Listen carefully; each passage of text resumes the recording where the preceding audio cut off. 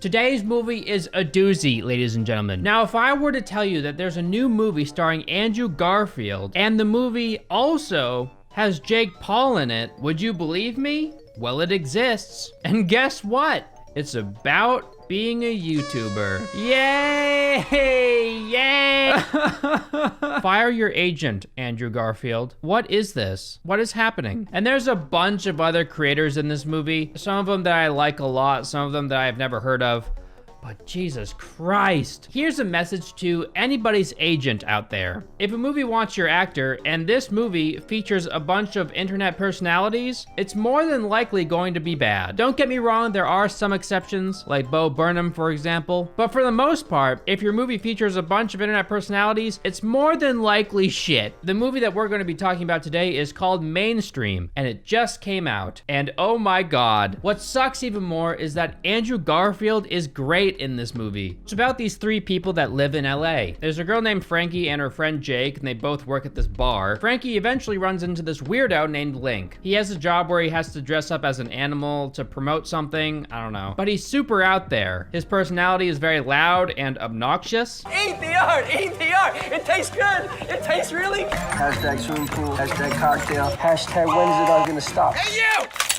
Get off my property! You can kind of see how they're drawing some parallels between him and some other YouTubers out there. I can't say exactly who, but you could probably guess. I call the police now. I call the police now. Tell them to like and subscribe.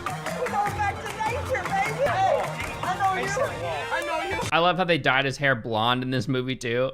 So Link and Frankie become friends. Frankie invites Link to go to her place where she works. And then there's this scene where she's like forced to act as a big baby on stage. It's really weird. Like apparently people like to watch this kind of thing. I don't know. What kind of people would find this entertaining? So Link arrives and he's like, hey, get off the stage. He starts like yelling at the crowd like, you find this entertaining, you degenerates. This shit isn't funny.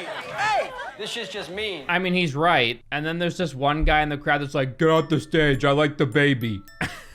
I like the baby funny. In doing this, Link got Frankie fired, so she has no way to make money until she comes up with the amazing idea to become a YouTuber. Of course. An amazing way to make money, except it's not.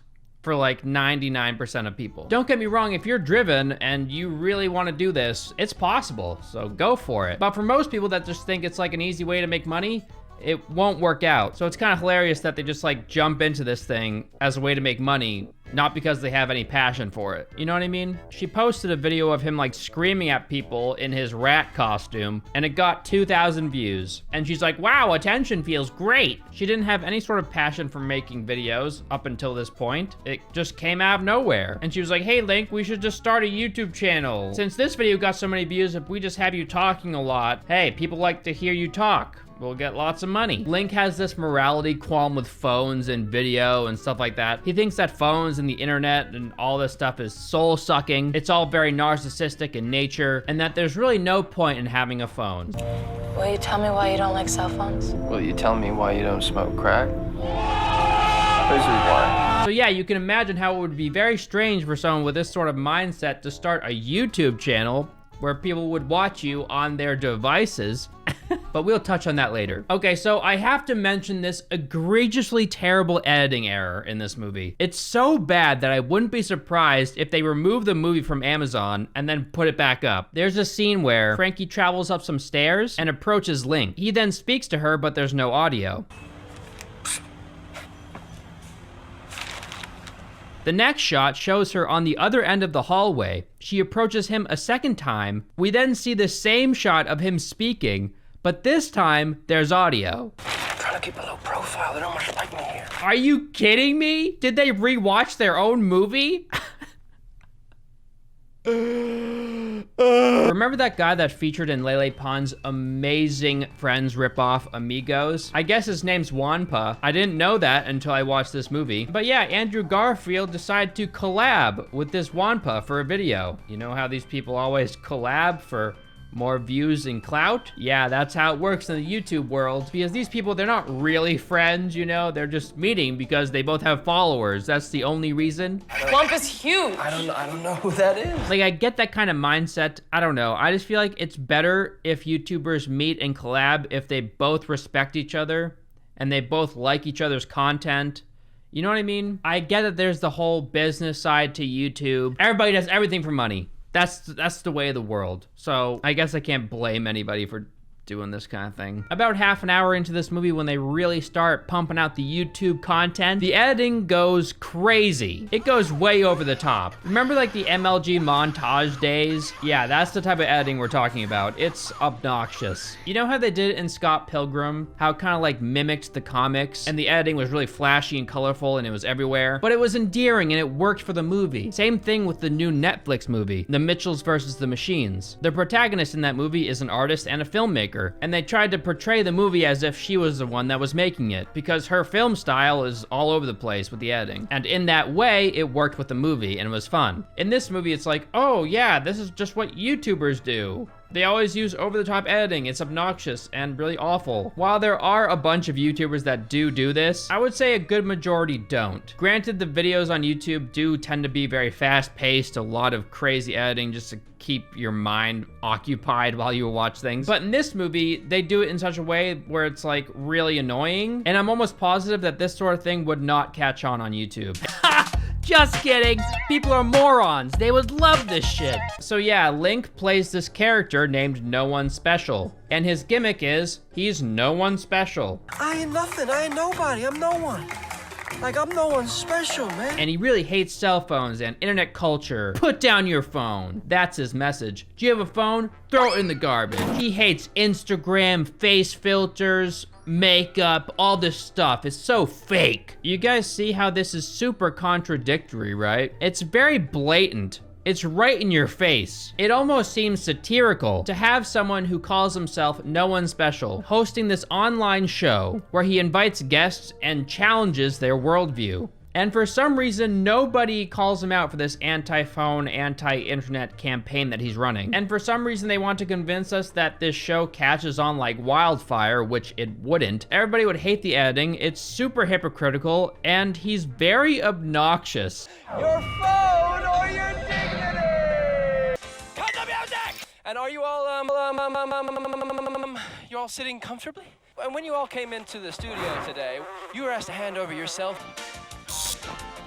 Sorry. Most people watch stuff on their phones nowadays, so it's kind of insane thinking that people would watch this on their phones and not put two and two together, you know what I mean? Your phone or your dignity! Ha!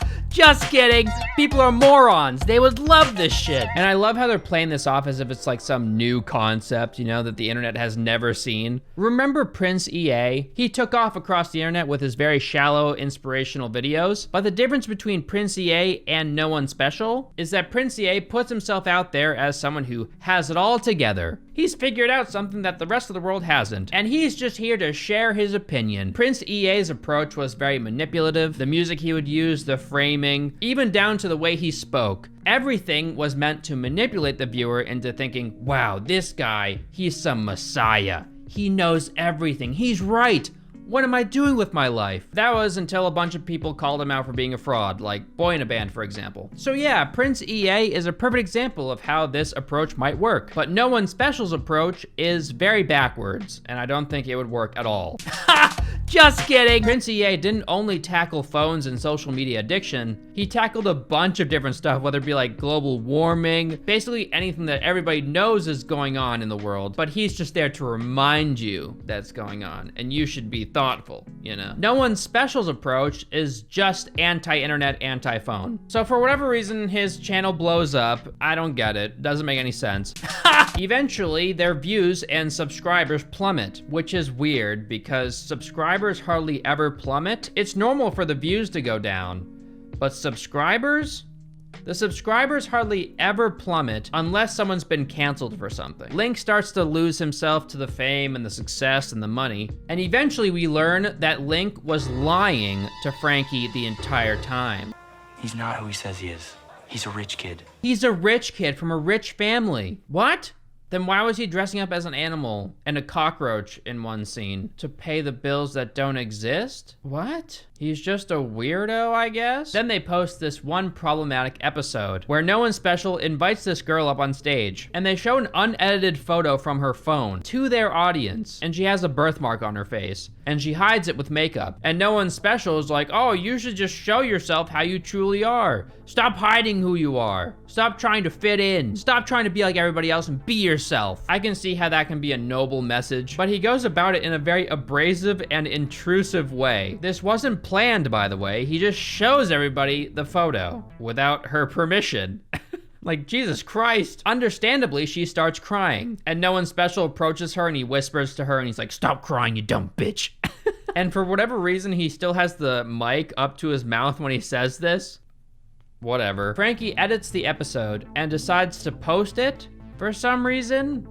Very strange. But Frankie and No One Special are two dumbasses, and they're like, oh, but it will probably get a lot of attention, so we should just upload it anyway. I can't help but get flashbacks to the Logan Paul Japanese forest fiasco.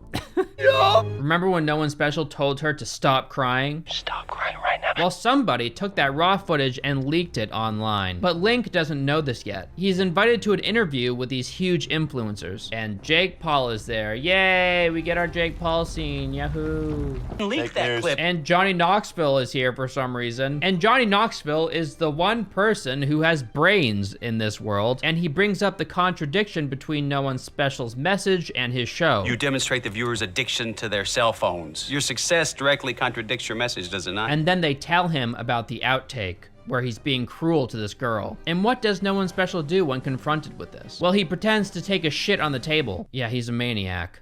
What? He takes a piece of brown Play-Doh and he shoves it in Jake Paul's face as if it's his shit. Now, don't get me wrong, I get what they're going for. The craziest and most outlandish stuff posted online is what gets the most eyeballs. And I'm sure a lot of people would watch this, but would they be fans of No One Special? I don't think so. Especially after this episode, you know, where he's being super cruel to this girl. And then to put the cherry on top, the girl that Link humiliated killed herself. And I guess this was the straw that broke the camel's back, so to speak. So Frankie pukes heart emojis.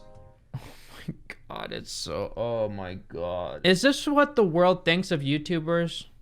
Probably. I'm not surprised. At the end of the movie, No One Special puts on a performance for the girl that killed herself. And then at the end of the performance, he's like, hey, this was all fake. You guys are so stupid. You guys are the ones that killed her with all the online bullying and spreading it. You killed her, motherfucker! All of you killed her! It wasn't me who put it out into the world. It was all of you. It's the internet. It's the culture of the internet that killed her. It's all the beauty standards. That's what killed her, not me. And then guess what happens? They fucking applaud him for it. Oh my God. You know, it sounds stupid enough to be real. Like, I can imagine this actually happening. There are so many dumb people out there. I can see how this would happen. Like, he would still have a bunch of fans. He blames the death of the girl on the viewers, and they applaud him for it. How could anybody with 3 brain cells take this guy seriously? It's insane. I guess to some degree that's kind of the point of the movie, right? Some people just agree with a sort of message and don't look into the person who's saying it. I guess what upset me most about this movie is how it was kind of accurate. Personally, watching it, I think it's obvious that No One Special is a terrible person and nobody should ever be a fan of him or watch him. But at the same time, I can't help but agree with the idea that he would amass a huge following. And honestly, it hurts, but it's true. It probably would work. God damn it. So yeah, guys, that's the movie Mainstream. I guess this is what the world thinks of YouTubers. Great. What do you think of YouTubers, Nick? I kind of like that Markiplier guy. He plays this game called, like, 4 Nights at Fred's or something. It looks pretty cool. Just make me a promise, Nick. Never start a YouTube channel, please. I know some big celebrities are like finding their way into the YouTube world, like Matthew McConaughey and Brie Larson. But please, Nick, please don't do this. Don't do it. You know, now that I'm thinking about it, I'd probably love a Nicolas Cage YouTube channel. Is it possible to desperately not want something, but then at the same time crave it?